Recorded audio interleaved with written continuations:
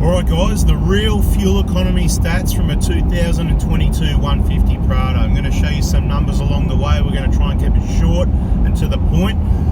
But the important information you need to know, it's now August 2022. This vehicle is January 2022. It's got about 22,000 kilometres on the clock. It's got a Roller Titan tray on the roof, which is very slim, very flat, minimal wind drag, not even worth talking about. It's got a very standard small awning on the left side. It's got a shovel on the right. Naturally, everything will make a difference. We're going to do a run. We're going to do a number of runs, so you might want to subscribe, turn the bell on so you don't miss them. We've also got a fuel economy information playlist, very informative. The other mods on this vehicle, no bull bar, okay? It's got tyres. Tyres on this vehicle have made the biggest difference. BFG KO2s in the standard size 265, 65, 17 has increased the fuel use massively. Now, for a long time, you know, we love the KO2s, the KOs, the BFGs. Very reliable in the outback, very grippy on the tracks. That's what they're for, and good enough on the road. And they've been reasonable value for money. I've never had to pay more than about $300 for them, a tyre. Now they're about $400, so that's a game changer, and it's really worth looking around to see what else you can get. But it's not about tyres in this video. Just be aware that it makes a massive difference what tyres you choose to put on the vehicle. The stock tyres are going to get you your best fuel economy, and the closest thing to that, lightweight, low rolling resistance, is going to affect the fuel economy massively. To be quite honest, I'm not a massive believer in tyre pressures making a big difference. I've done it. I've run them at 30, 32, 36, 38, 40, 45, all the way up to 50, even a little bit over 50. And the difference I've noticed in my testing is marginal. So let's not even talk about that. There's a slight lift in this vehicle, a touring lift we'll call it, you know. At the front, probably 20 to 25 mil. The rear is obviously about 50 unloaded, but when it goes on trips, it's loaded, so it probably ends up with about 30, 35 mil lift. So not a massive lift. In my testing, the lift doesn't make the difference. It doesn't matter. If we're to put the road tyres back on this vehicle, it gets virtually the same economy as it did when it was new with no mods, okay? So there's some info for you. The only thing that's really made any measurable distance is the tyres, at least a litre per 100 kilometres. I know it's pretty disgusting, isn't it? Bit like the smell on the road at the moment because I had it on fresh. Anyway, we're going off topic. See all these cars in front of us booting it up the hills. The important information you need to know: we're going to do a number of runs from Melbourne area to Bendigo. Now, it doesn't matter what Melbourne area and what Bendigo area we're starting and finishing. All you need to know it will be the same. So the information will be the same, and if there's anything different, I'm going to let you know. For this run, we're going to use cruise control. The speed limit's 110. We're going to have the cruise control, not on radar cruise control, slowing us up when we catch up with vehicles like this. Normal cruise control. Hold the button down a few seconds, your normal cruise control mode will come on, and bada bing. Now, naturally, when we catch up with vehicles now, about 6 car spaces, we need to deactivate and wait till they move over, whatever the case may be. We're pretty patient. No dramas, all good. They can stay out there. They're going to go past the truck in a minute, so that's all right. We're not doing driving instructions, but what I'd like to tell you quickly, some trip stats so far. So the engine was started 18 minutes ago. I've just resumed the cruise control, and we should be passing by this vehicle eventually. Some people say, stop sitting out there, but we are gaining on the vehicle. There's nobody behind us. The problem we've always got is, though, we're only doing they're probably doing 108 or 100, whatever. We're getting past it anyway. So back on topic. We're 18 minutes. I've got the trip information in front of me. This vehicle has got a trip computer that is very accurate, okay? I've tested a lot on this vehicle and the previous. Very accurate. 18 minutes into the trip, the average speed's 67 k's an hour. At the moment, the trip computer on the after start, on some cars it's called, on some Toyotas it's even called one trip, okay? One trip or after start. It's since you started the engine. I'm on 12.8 litres per 100 kilometres so far, 19 minutes from the engine was started. Of course, you've got to get it out of the garage, all that sort of thing. So a couple of minutes wasted from our location, 19 minutes driving, 12.8 litres per 100 k's. It's going to get better. Could get worse before it gets better. The reason I'm talking to you now is because this is around Gisborne, where you've got the hills. There's a few hills. The 2022, since they remapped the transmission 2020.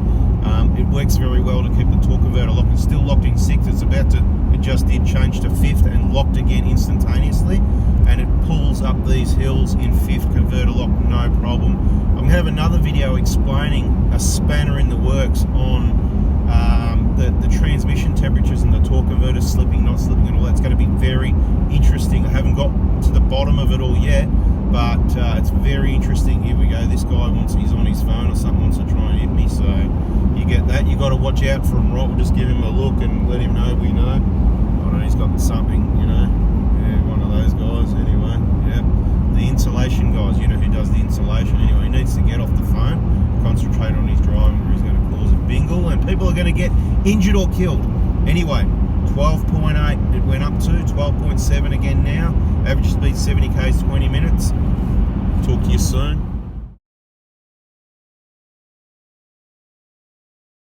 Alright, trip update. We're coming up to the 40-minute mark. Some people that know the area, they say, oh, so why are you driving to Bendigo? What's going on? Well, all I'll say is look at the sky. So to get away from Melbourne, cloudy, coldness, whatever, we just need some afternoon sunshine every now and then. How's that for an answer? Okay, so going to give you the update. So far we've dropped down to 11 litres per 100 kilometres. Okay, we've noticed a lot of vehicles can't make up their mind what speed they're travelling at, but that's okay.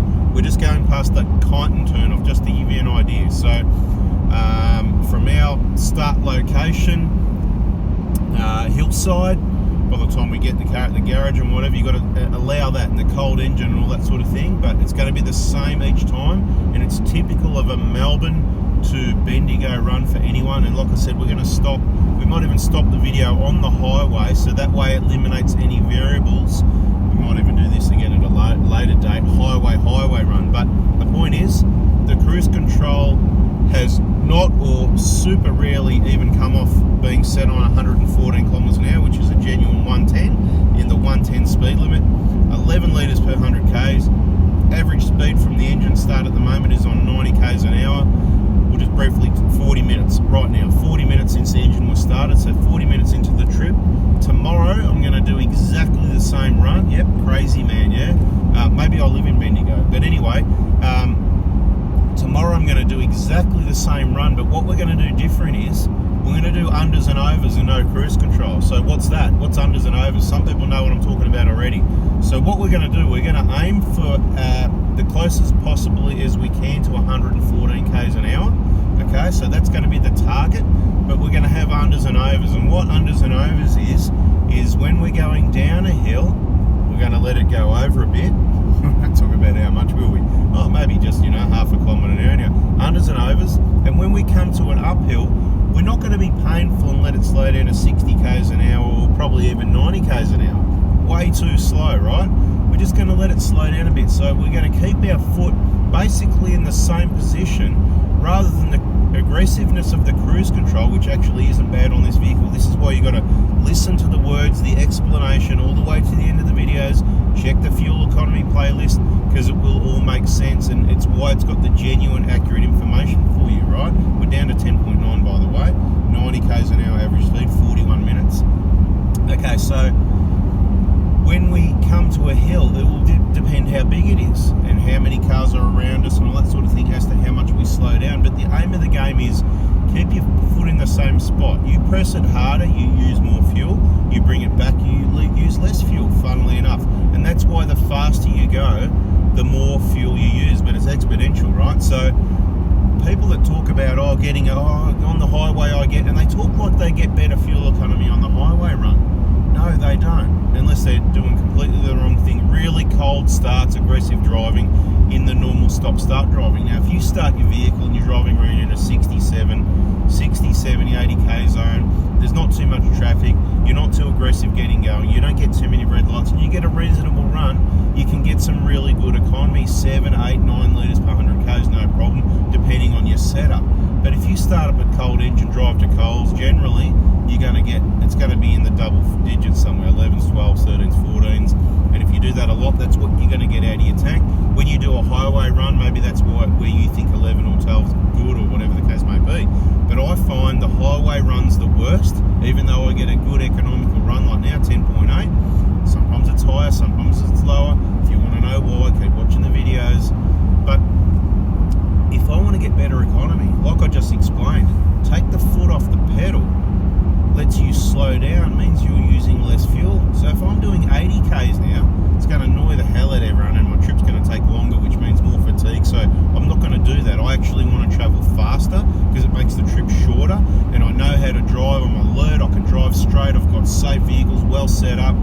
I've got a good view all around me. The road's dry, conditions are good, vision's good, everything's good. And if all variables, whatever, I could be doing 150 k's an hour, no problem. Slow down a bit at this intersection if I see someone turning, because they don't know that I'm doing 150. You get what I mean? But of course the rules are made for averages, and a lot of people can't drive, so that's where we get kind of screwed over, isn't it? Anyway, you're with me, right? You're with me. So I'm going to stop yakking. I'm going to show you a photo so you know it's real. Again, we're going to do a photo every 20 k's. I'm not going to talk too much. We're going to end this kind of like, there's an 80 zone. Tell you what we're going to do. We're going to end these videos at the 80 zone, about 20 k's before Bendigo, right? Around about there, because that's before we get into some more hills and a bit more traffic sometimes and that sort of thing, and then you might turn off left or right and go somewhere different around Bendigo. This is for, so then everyone can keep it real, like this is going to be kind of a starting from near Calder Park Drive type thing. Okay, so tell you what I'm going to do for the tomorrow video to compare to this one. I'm going to make it exactly the same start. I'm going to make it exactly the same end to the video, but no cruise control, using unders and overs, and we're going to see what we get to. So this will be really interesting. I know somebody else that regularly does Bendigo runs, and he gets massive difference in fuel economy by not using the cruise control. So that's what we're going to do for this run. But then from now on, what we're going to do, we're going to start the economy run from, let's say, around about the Macca's BP. I haven't worked out exactly. Maybe after the Sunbury Gap Road, what do you call it? Or one of those roads. We'll start the video economy run then. We'll even stop the engine there just to get the reset on the after start, so that we get, it's really important that you get a really fair test when you're doing fuel economy. There's no point telling someone your fuel economy, oh, I get 8, because that's the best you ever saw on your trip computer on your best run ever. I can go, I can do the run to Ballarat, right? The run to Ballarat. Of course it's worse going uphill to Ballarat, of course it's better coming down. If I start an economy run from Pikes Creek, the Greendale turn off coming down towards the marsh, I'm going to get 6 litres per 100 k's. But is that fair? If I show you 6, I'm going to tell you it was a downhill run from Pikes Creek into the marsh, right? Of course that's what I'm going to get. But going up, I'm going to get 13, aren't I? Anyway, depends what vehicle. Take note, 1GD with the remap. More power, more torque, and the transmission stays locked really well. The same vehicle except 2019, just prior to the remap, less power, less torque, same transmission and engine. A few things a little bit different, mainly the software. It got a lot worse fuel economy. Where I'm sitting now on 10.6, I'd still be on 12, 13, 14, depending what day. The other important part, when we left, it was 11 degrees. We're in winter here, okay? We're in winter. We're going to do a run tomorrow, so the weather's about the same. It's 12 degrees at the moment. We saw 8 or 9 going up over Mount Macedon area. That always happens as you go up. It's cold and dismal, that sort of thing. We don't mind a few clouds in the sky, by the way, but it's always cold and wet. Some people love that. That's beautiful. You live there. It's too cold and wet for me. Of course, it's beautiful in summer, isn't it? Anyway, just a quick little note before we go. Transmission temperature, 81 degrees. Now, I've got to tell you, in the pre-remap, even by the time I went over a few of those hills at Gisborne, I saw 116, 117 degrees. The hottest this transmission has been today is 81 degrees. Now, there is a twist. This isn't a transmission temp video, so I'm not going to talk about it here, but these vehicles are very different to you, like our Hilux or our Prado 120. We're going to have a detailed video on that. So like I said, subscribe, turn the bell on. But for now, I'm going to give you a picture at 47 minutes. This video is getting long, but it's all important information. I'll give you a picture, and then we'll be back to you at about in another 20 minutes.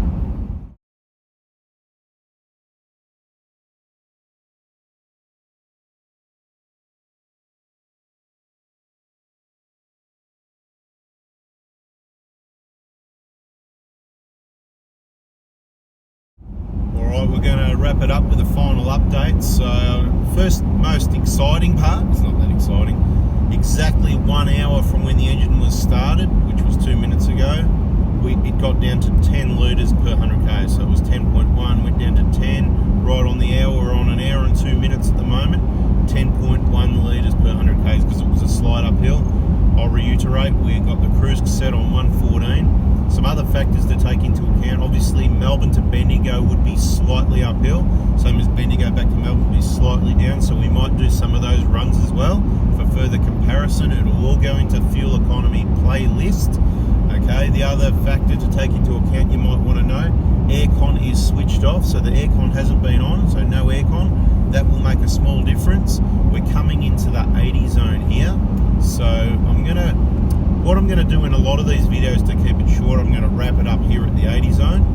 We'll give you the final trip information, the final photo, and that'll be a video.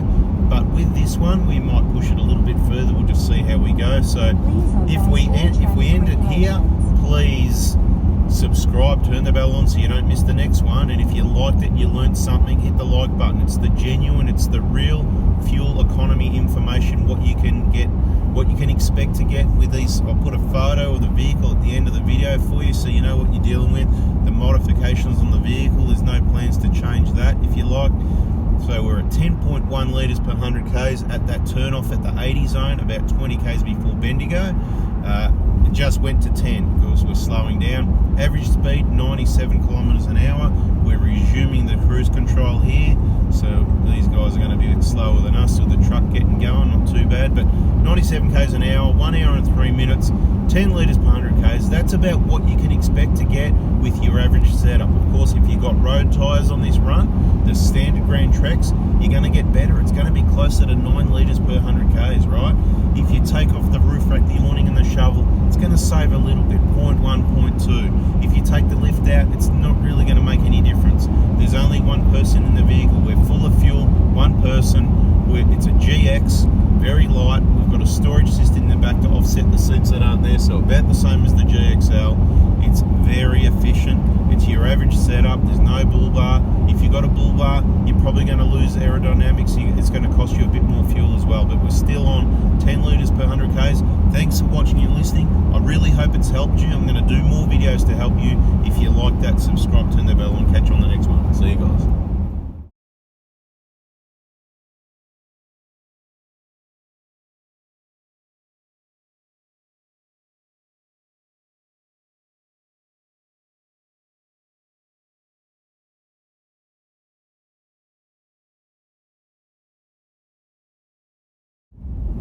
Now we're going to be travelling on some dirt road and sealed road for a combination, bit of a mix, for about another 10 or 15 minutes, and we'll wrap it up with a final result. And there it is, the trip stats don't lie, 9.8, it's the lowest I saw. You can still see the average speed up around 95, either side of the 100 sort of thing. So I think that's a video. We'll just quickly look at the, for those that people want to see it, after reset. When I reset it 5 hours ago, we're on 10.3. That's what you can really expect to get. The after refuel, 10.3. So 10.3 seems to be a common number there. So that's what you really get. And you can see on this trip, 9.8. Thanks for watching, guys. Catch you on the next one.